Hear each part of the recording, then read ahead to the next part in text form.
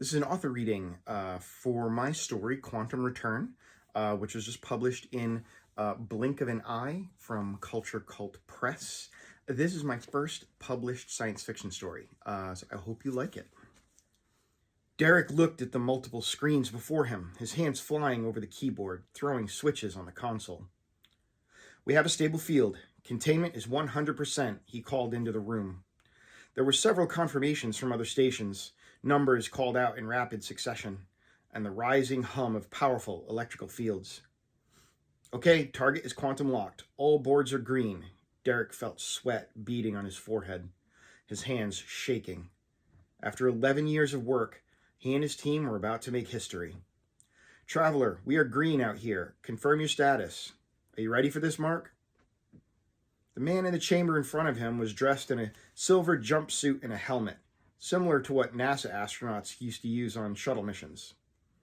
He was standing in the center of the pod and gripping two stainless steel uprights to help him keep his balance. There was an identical chamber on the other side of the laboratory, exactly 20 meters away from the chamber Mark Stevens now occupied. Mark gave the room the thumbs up signal, and they heard his voice crackle over the radio, confirming he was green. "Don't lose me, Derek," he joked, and Derek smiled and gave him the thumbs up as well. "We are green. Experiment 1. Human teleportation commencing at 11:10 a.m. Energizing teleportation field," Derek called out clearly into the room. The hum in the room reached a crescendo, and everyone watched as the figure in Pod 1, Traveler, also known as Mark Stevens, seemed to become blurry and then faded away. At the same time, they saw a figure begin to take form in the second pod, but Derek saw immediately there was something wrong. Mark didn't look right. He looked down at the consoles, frantically scanning the screens and readouts to see if there was a problem. The readings were all within normal parameters, but there was still something wrong. He could feel it. Then he heard it. A horrific, inhuman shrieking tore through the lab, followed by a slamming sound, a panicked, frenzied banging. One of the lab assistants started screaming, and another one bolted from the room. Derek ran to Pod 2, the source of the shrieks and banging, and immediately saw that something had gone horribly wrong.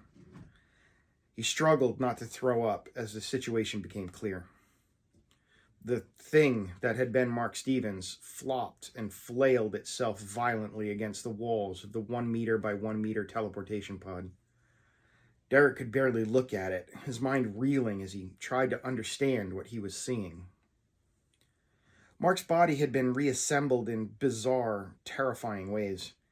Legs and arms looked more like twisted flippers. There were fingers sticking out of what should have been a face. The helmet seemed to be partially fused to the torso, and the skin of the thing was a mottled mix of raw red flesh and the silvered skin of the spacesuit. Derek realized that the horrible screaming, screeching sounds coming from the thing were emanating from a ragged slit in what should have been its throat.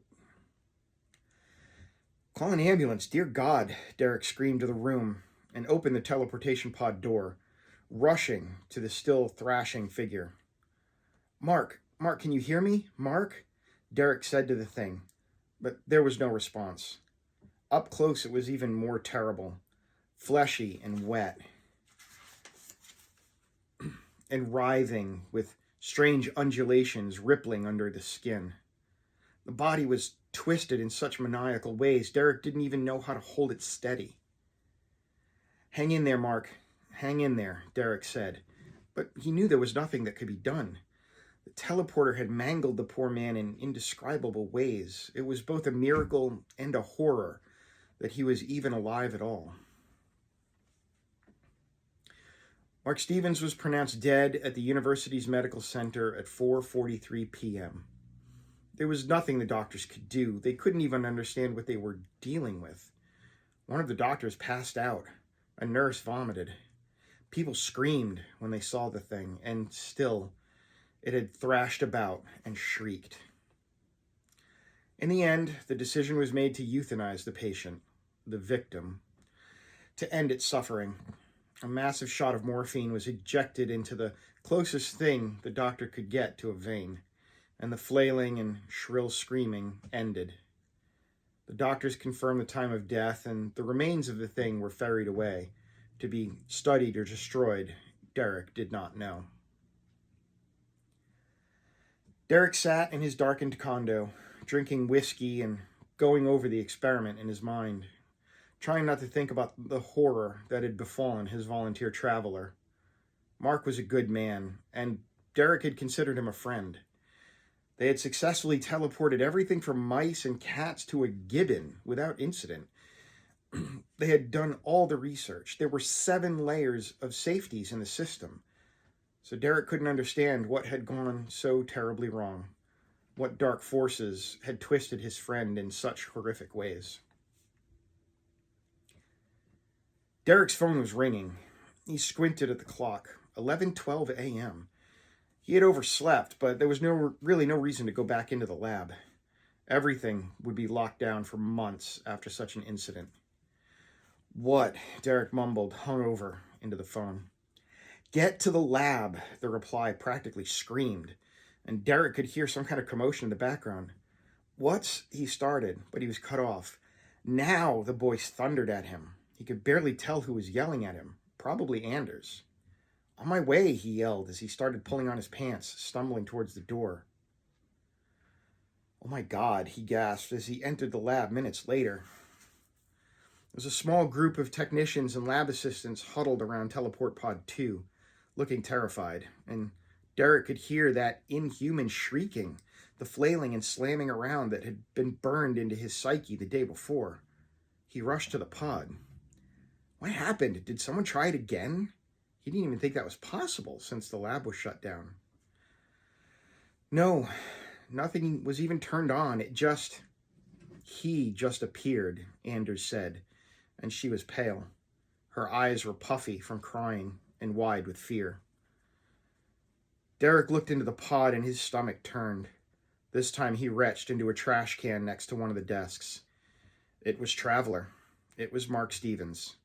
He recognized the horrific, twisted form, the patches of suit and helmet fused to the flesh, the twisted, flipper-like appendages, those wriggling fingers where the eyes should have been. What do we do? One of the lab assistants asked. He looked like he was going to throw up as well. We have to call... Derek forced back another bout of whiskey-tinged vomit. We have to call the ambulance again. He shook his head, knowing it would be the same outcome as the day before. His heart felt wrenched from his chest, having to relive the horror again, with no idea how or why. The ambulance arrived as it had the day before, and the thrashing, screaming thing was taken to the University Medical Center.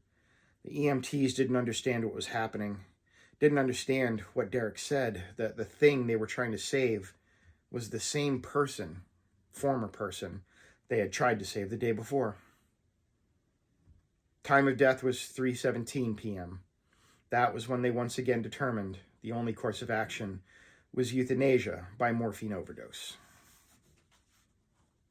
Derek was met by the university head and her team, plus sharp-dressed lawyers with cruel eyes, wanting a full accounting of what had happened and how someone else had been allowed to use the teleportation device.